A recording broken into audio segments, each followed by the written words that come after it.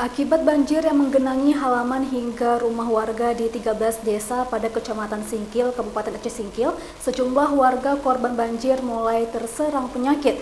Korban banjir berharap bantuan obat-obatan dari pemerintah segera disalurkan.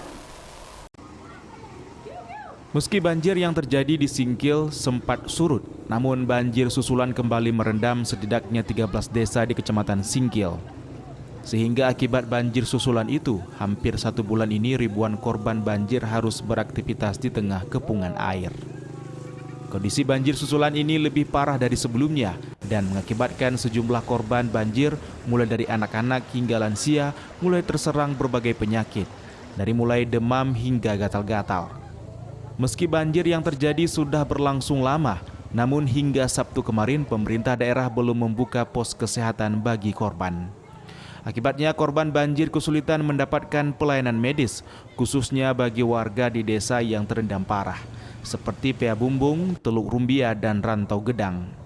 Warga berharap adanya bantuan obat-obatan dari pemerintah Kabupaten Aceh Singkil. Iya, obat-obatan juga banyak kali demam sini, gara-gara efek banjir ini. Naik musim demam ini. Makanan pun kepayahan juga. Selain terserang penyakit, banjir juga membuat ekonomi masyarakat semakin sulit. Dikarenakan mereka harus menjaga rumah dan keluarganya sehingga mereka tidak bisa bekerja. Dari Kabupaten Aceh Singkil, Suparman Munte, iNews melaporkan.